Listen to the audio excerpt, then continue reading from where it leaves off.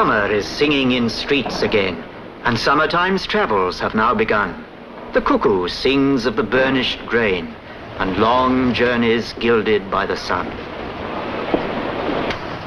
We'll soon have the holiday passenger traffic with us.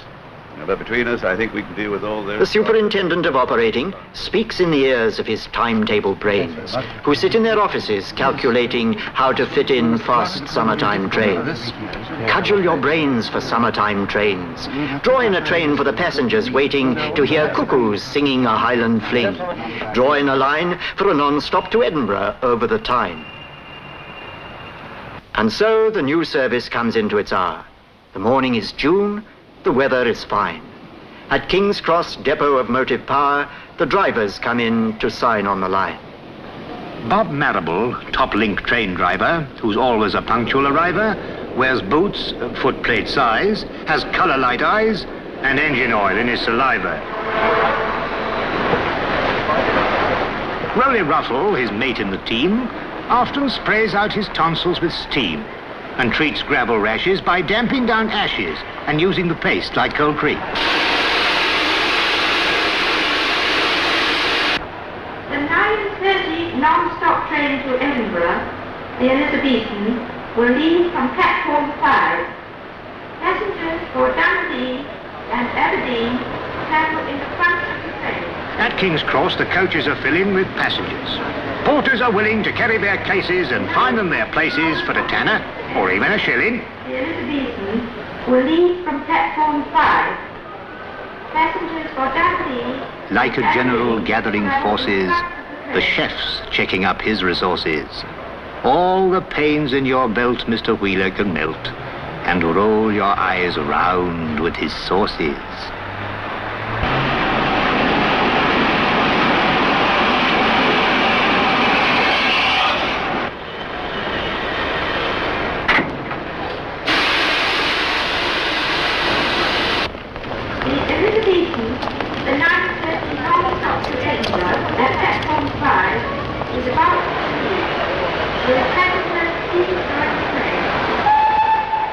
Though the guard may look calm and laconic, his obsession with time is quite chronic. But a punctual start binds the train to his heart. The relationship's purely platonic. At platform 5, the Elizabethan, a special express of the holiday season, summons its strength. And the time to depart marks an ending for some, but for many, a start.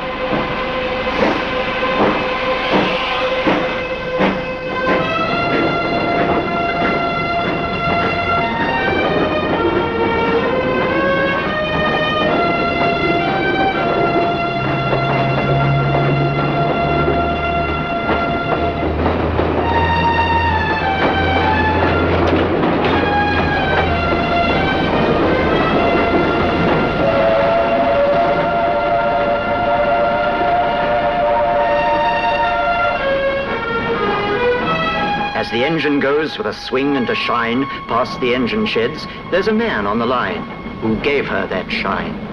He's the fitter. His was the skill, his the hands that uncoupled her rods, stripped her gear, packed her glands with his firm, skillful hands.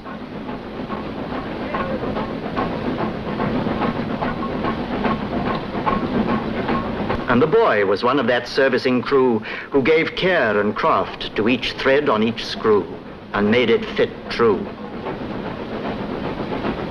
They're the fitters, the men with the cunning to bring through each big end and piston, valve, spindle and spring, all that power and swing.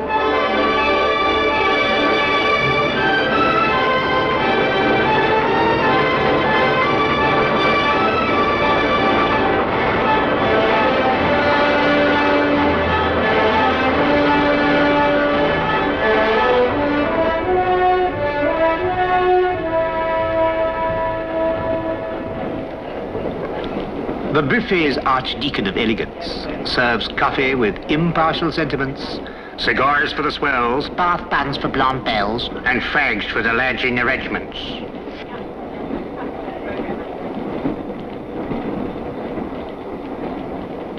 The passengers sitting at buffet tables, the Howards, the Berts, the Cynthias, the Mabels, enjoying the comfort and ease in their seats, careless of crumbs in turnips or pleats, admire the gleam on the chromium plate, the polish on tables, the unfaded state of curtains and fabrics.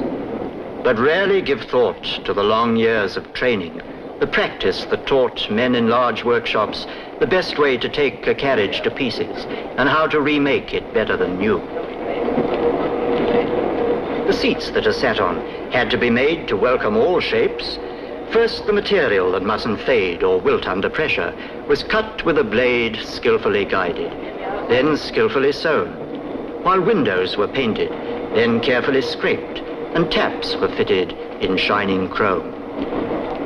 Then the seats were upholstered, material bolstered. And while a man was writing a sign, and others were putting that last mirror shine on metal and paint, the seat was finished. And those who ride in its regal embrace can truthfully claim to sit in the pride and work of a king.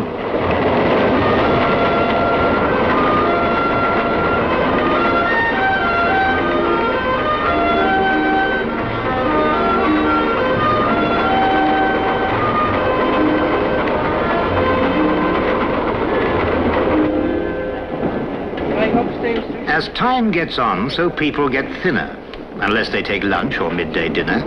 So the kitchen car prepares to fill the waistcoat of Jack and the waistline of Jill.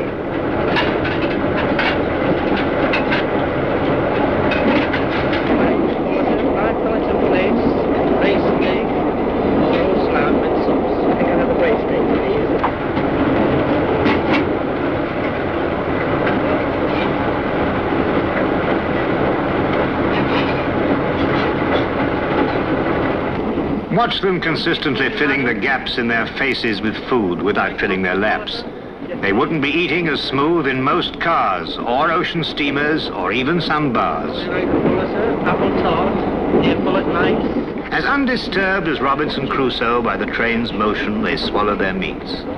What in the railways allows them to do so? One of the factors enabling these feats of filling stomachs without filling laps is the state of the track, which depends on these chaps of the maintenance gangs. The chaps who see that the rails are tight in their several chairs, who see that they're straight and on the level, unlike crooks or stairs, who see that the chairs are firmly fixed, that no evil disturbs the sleepers,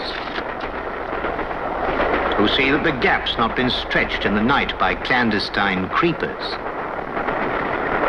who see that this very important small gap will not cause any damage by wrapping some diner's first-class Adam's apple in chicken or cabbage, who see that the passengers riding in clover can take meals on velvet and 90 or over.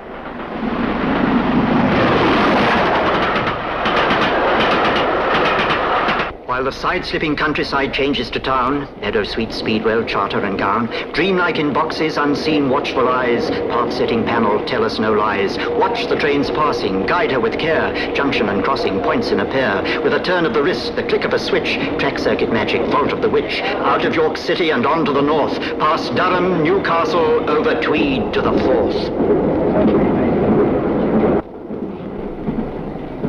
Now beyond York, the Scots crew prepare to relieve the strain on the English pair. No driver of trains is more proud of his Scottish descent than MacLeod.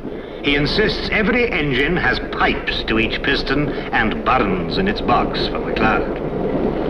His mate, Mungo Scott's cursed with Bristol, that's as tough as a John Knox epistle. When he kissed a young lass in the dark for a lark, she asked, "Was that you or a thistle?"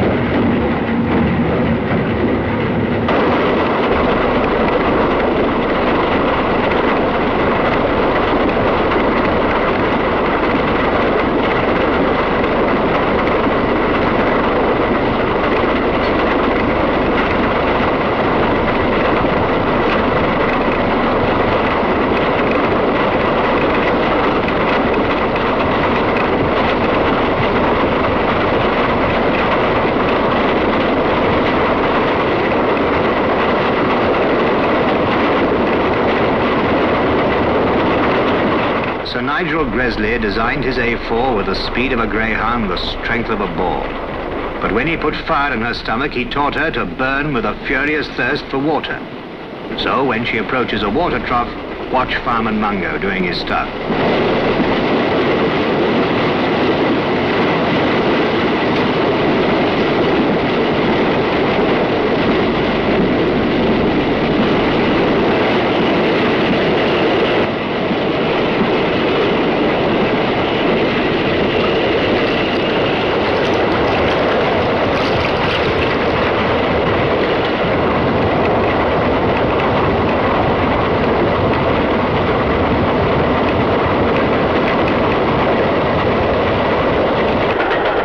Driver and fireman, relieved of the strain, rest now while the pounding refrain that beat itself into the cells of your brain murmurs along in the voice of the train. Guard, keep your watch on this world of corridors, coaches, while passengers curled in safeguarded rest are rapidly swirled past the vision of Durham, swiftly unfurled.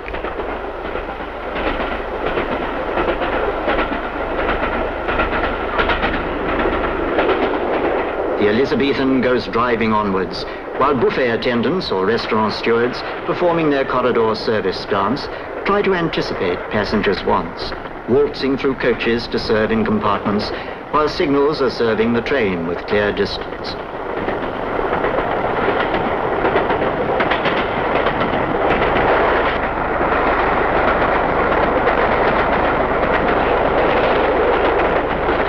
Sometimes breaking this smooth onward flow, though the home signal's clear, the distance says slow. The regulator slams shut, and McLeod clamps on the brakes. The loud hiss of steam as the train seems to slow to the pace of a cloud breaks the afternoon task and disperses the dream.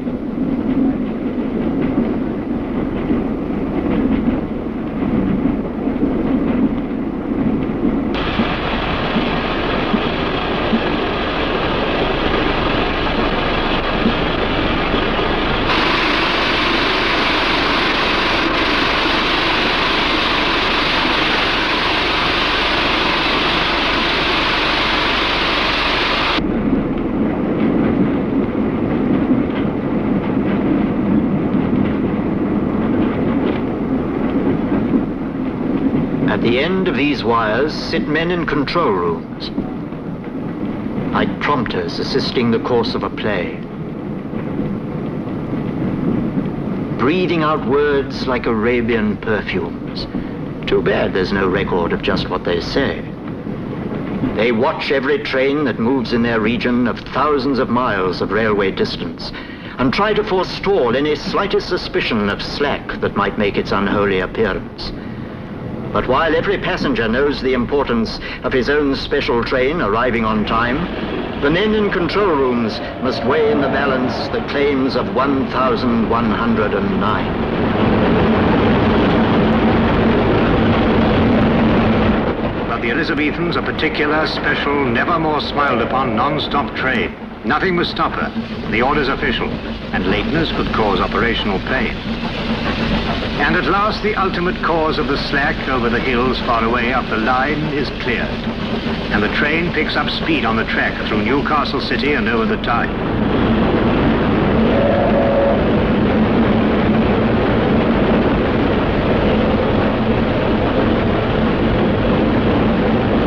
But now the express has lost time. She'll be late unless driver Tony and Mungo, his mate, can make up 4 minutes and nearly a quarter on the difficult stretch running over the border. Here's driver McLeod, mighty old hunter, chasing each minute of time's silent thunder, riding down seconds over the straight track, chasing the seconds lost rounding the curved track, coaxing each delicate petal of power out of steam's suddenly blossoming flower. Here's muscular Mungo, hard-handed toiler, who keeps water flowing round the tubes of the boiler, keeps up the pressure, heaves tons of coal on, makes sure his driver's got enough steam to roll on, bends till his back aches, shifts as his feet work, rhythmically swinging to make boiler heat work.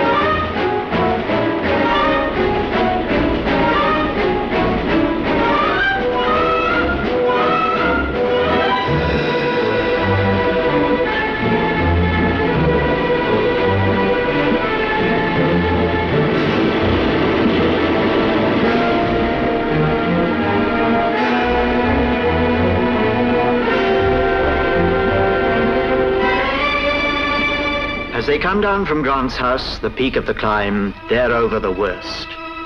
And she's running on time.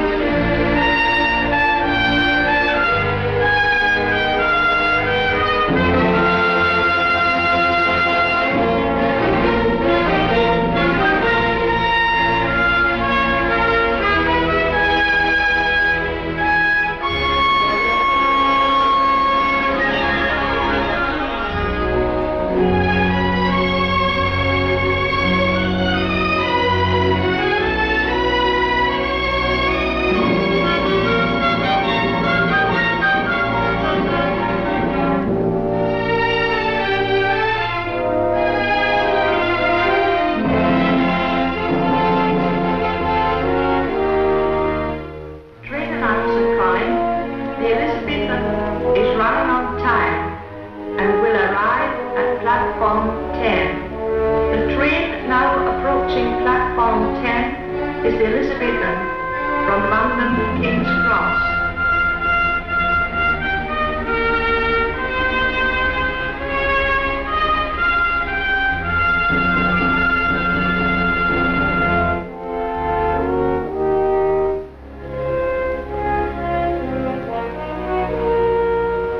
Mr. Arnott of Waverley Station has a very high sense of occasion.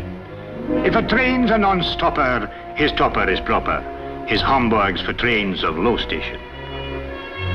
The Elizabethan that's now arriving at platform 10 in Waverley Station left London at 9:30 sharp this morning with mothers, with sons in high expectation, with fathers, with daughters, of pounding the path non-stop from King's Cross in 6 hours and a half.